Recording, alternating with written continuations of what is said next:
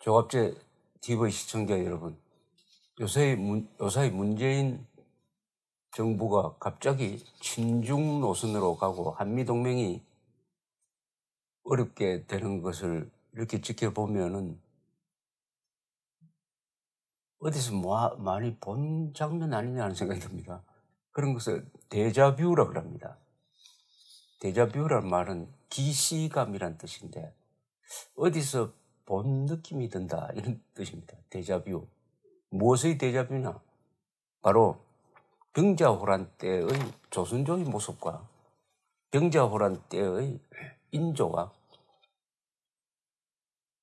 병자호란 때의 그 척화파 이런 사람들과 요사이 문재인 대통령을 둘러싸고 있는 이른바 좌파 운동권 출신 핵심 세력들, 그리고 중국과의 관계, 이런 것과 비슷하다.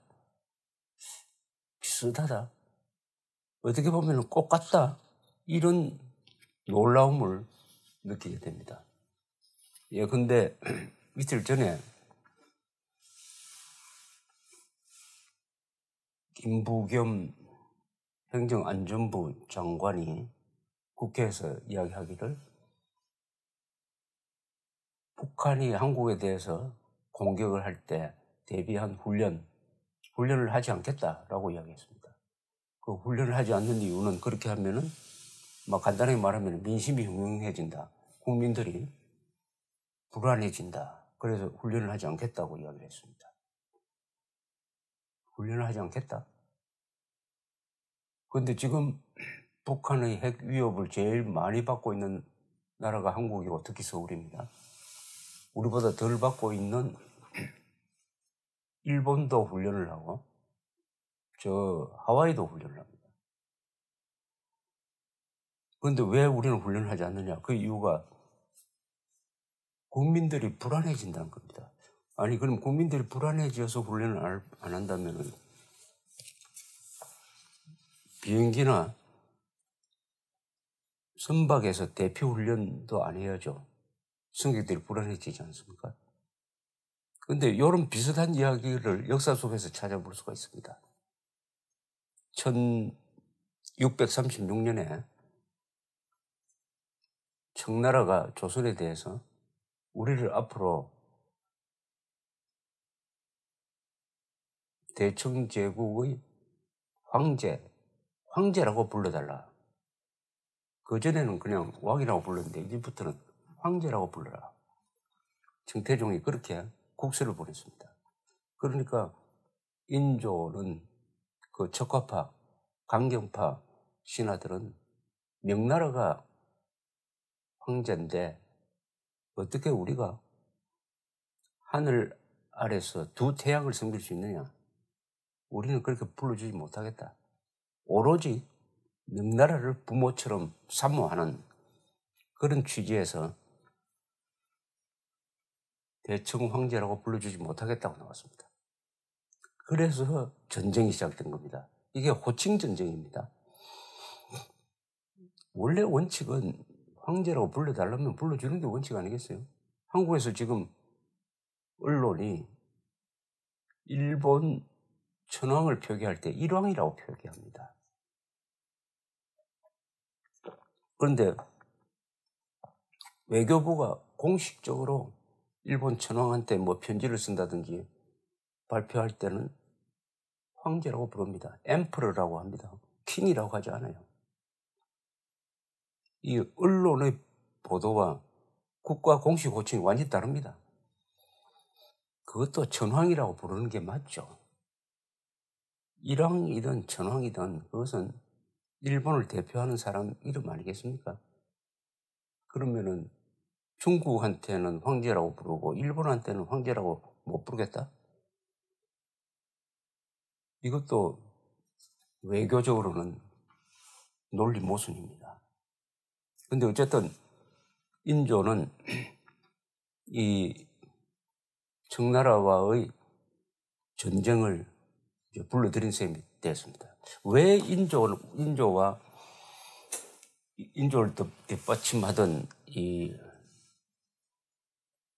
과거시험 출신들, 이 사람들이 과거시험 합격자 출신의 이 선비들, 주자하게 아주 심취한 이 선비들이 청나라를 청나라 황제를 황제라고 부를 수 없었느냐? 왜 친명 정책을 쓸 수밖에 없었느냐 하면은 이들이 집권한 과정이 그렇습니다. 광해군은 사실은 영명한 왕이었습니다. 임진왜란의 뒤수습을 광해군이 하고 그때 만주에서 누르하치가 일어나고 있었습니다. 여진족의 후금이란 나라가 강성해지고 있었습니다. 명나라와 이제는 자웅을 결정할 정도의 세까지 올라갔습니다. 그러니까 우리는 곤란하게 되었습니다. 명나라 때 우리를 도와준 임진왜란 때 우리를 도와준 명나라에 계속 충성을 할 것이냐, 새로 일어나는 후금에 충성을 할 것이냐, 줄을 어디로 쓸 것이냐, 여기에 고민이 있었습니다. 이때 광해군은 아주 슬기롭게 처신해가지고 일종의 줄타기 외교를, 균형 외교를 해야 됐습니다. 그러니까 청나라와 명나라 사이에서 어느 쪽에도 붙지 않고 최선을 다해서 조선이 전쟁에 휘말려 들지 않도록 일종의 균형 외교, 줄타기 외교, 나쁘게 말하면 눈치 외교를 했습니다. 그래서 전쟁을 면했어요. 그런데 그 장면을 바라본 인조 반정 주도 세력들은 광해군이 배신을 했다, 명나라에 대한 충성을 바치지 않고 청에 붙는다, 그걸 명분으로 해가지고 인조 반정을 일으켰습니다.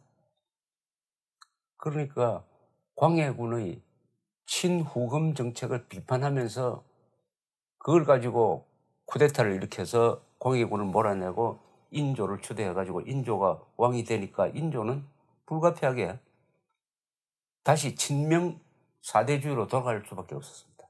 친명 사대주의로 돌아가는 거죠. 그러니까 국제 정세의 오판입니다. 지금 문재인 정부가 박근혜 정부를 대치하면서 여러 가지 국내적으로는 반공자유민주법치제도를 바꾸려고 그러고, 대외적으로는 한미동맹을 소홀히 하고 중국을 더 소중하게 하는 이른바 친중 반미라고 하면 조금 그럴지 모르겠습니다만은 하여튼 앞으로는 반미로 갈 가능성이, 친중 반미 또는 반일적 이런 모습을 드러내는 거하고 매우 흡사합니다. 이 근거는 중국이 미국을 압도할 것이다, 곧. 이런 사실관계에 대한 판단에서 그렇게 하는 것 같은데 이게 오판일 가능성이 많습니다. 오판일. 인조가 명나라가 결국은 청을 누를 것이다라고 오판을 해가지고 명에 대한 사대를 계속하다가 나라가 완전히 엎어져 버린 것과 거의 비슷합니다. 이 외교적 상황을 오판을 하면 그렇게 되는 거죠. 자, 이렇게 하니까 이게 전쟁이 다가오게 됐습니다. 전쟁이 다가오게 되는데, 근데 전쟁 준비를 안 하는 거예요. 답답한 대사관 윤황이란 사람이 무기와 전투 식량을 평양으로 실어 보내가지고 평양에서 적을 막자고 건의를 합니다. 그러니까 비변사라는 이 정부 조직에서는 뭐라고 이야기하느냐? 그렇게 해야겠지만은 민력이 감당하지 못하기 때문에 하지 못한다. 억지로 일을 시키면 내란이 일어나지 않을까 걱정이다. 국가가 지금까지 유지될 수 있었던 것은 인심 때문이다. 그렇게 하는 게 맞다. 전략상으로는 그렇게 하는 게 맞는데, 그렇게 하면은 식량을 옮기고 무기를 옮기고 하니까 백성들을 써야 하니까 그럼 백성들이 불만을 가지고 내란을 일으킬지 모른다. 그렇게 할 수 없다. 이렇게 나옵니다. 그러니까 할 필요도 없는 전쟁을 시대착오적인 명분을 앞세워가지고 불러놓고는 전쟁을 준비하자고 하니까 그렇게 하면 백성이 고생하니까 하지 말자. 이렇게 대답을 하니 이게 참 대책이 없습니다. 이게 한국의 좌파들의 지금 행동하고 이것도 비슷하지 않습니까? 북의 핵 개발을 비호하거나 사실상 지원해 놓은 사람들이 사드 등 미사일 방어망 건설을 반대하고 핵미사일 대피 훈련도 그것을 국민들을 불안하게 한다고 해서 하지 않겠다. 왜 중국이 싫어할 일을 하느냐. 대피 훈련하면 민심이 흉흉해진다. 이런 식으로 말하는 거하고 어떻게 이렇게 흡사한지 모르겠습니다. 인조 시절의 척화파나 대한민국의 현재 좌파 운동권이나 똑같은 일을 벌이고 있습니다. 큰 국가적 재앙을 불러들이고 있는데 그 국가적 재앙이 다가오는 걸 알고 있어도 대비를 하지 않는 거예요. 대비를 하지 않는 거예요. 이뿐만 아니라 실제로 인조 조정은 청군이 전쟁을 불러들였으니까 청나라 군대가 들어올 것은 알았지만 준비를 거의 하지 않았습니다. 그래서 청나라 군이 서울로 들어올 때까지 모르고 있었어요. 그러니까 강화도로 피해야 되는데 길이 막혀가지고 남한산성으로 들어갔다가 거기서 항복을 하고 말았습니다. 지금 문재인 정부가 하고 있는 행동을 정리를 하면 이렇습니다. 사드 추가 배치를 하지 않겠다. 수도권 2,500만을 완전히 무장해제 상태로 핵미사일 앞에 내어놓겠다는 뜻입니다. 그 말은. 그리고 미사일 방어망 건설에 있어서 미국과 협조하지 않겠다. 미사일 방어망 건설을 할 수 있는 우리의 정보 수집 체계는 아직 되어 있지 않습니다. 그건 미사일 방어망 건설에 사실상 관심이 없다는 뜻입니다. 세 번째, 한미일 군사동맹 관계를 강화하지 않겠다. 그렇게 하면은 북한 핵에 대한 정보나 북한 핵미사일에 대한 대응이 협조적으로 이루어지지 않습니다. 이 세 개를 종합을 하면은 이 정부는 국민 보호에는 관심이 없다. 여기서 끝나는 것이 아니라 다수 국민들이 왜 핵 방어 훈련을 하지 않느냐? 핵미사일 날라오면 나는 어느 지하시설로 대피해야 하느냐라고 궁금하게 생각하는데 그것을 가르쳐주는 대피 훈련을 하지 않겠다. 왜냐? 국민들이 불안해하니까. 아니, 국민들이 불안해해야 되는 거 아닙니까? 국민들이 불안해해야 피할 것 아니겠습니까? 그럼 핵폭탄이 머리에 떨어질 때까지 기다려서 그때 훈련을 합니까? 핵폭탄이 터질 때 훈련을 합니까? 바람이 불고 있는데 배가 곧 넘어갈지도 모르는데 그 전에 훈련을 했어야지. 배가 넘어가기 직전에 또는 배가 넘어가는 상황에서 훈련을 합니까?